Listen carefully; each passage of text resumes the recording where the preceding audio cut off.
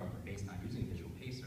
Because by using a visual pacer, a highlighter, a pen, and even a mouse on a computer or your finger will improve your reading speed 25 to 50% across the board.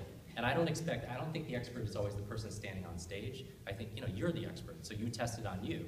And so pick up a book when you leave here and read for 60 seconds, count the number of lines when you just read, and then just use your finger to underline it. Don't skip anything. Traditional speed reading will teach you to take your finger and go like down the page, right? But then you miss everything on the sides and everything, but that's why you get the gist. Or S forms, but then you miss like you miss big or Z forms or whatever it is. I'm not saying do any of that. Don't skip anything. Read everything. Don't underline everything. That second number that you use using your finger will be 25–50% greater in terms of speed. Some of you will actually double your reading speed by using a visual pacer. Yes?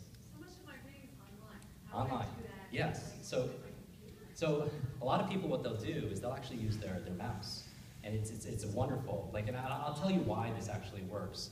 And you can train using your finger to greater speed and stuff like that. You'll find a jump on your online reading also because you're training your brain to not do those 5 things. You know what I mean? To stop back skipping, to stop pronouncing the words. So just the training itself is different than the practice would definitely help. But just, so using your finger. Now here's the thing. I'll tell you a couple of reasons why it works. First of all, kids, you do it, so it's kind of part of the organic process. Second of all, you do it. Most people don't read because you're actually encouraged not to do it back in school, right? And I'm not saying there's a big conspiracy of not using your finger and people don't want to be smarter and use your control, but it's kind of like the typewriter, going back to typing. Like, why are the letters the way that they are on the keyboard? Slow you down. Right. Like a lot of people think it's organized on a keyboard because it optimizes your typing speed. No. It's not. It's the opposite, right?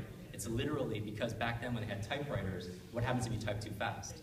They would jam, right? So it's actually meant to slow you down, but we still use the old system because the same thing with learning.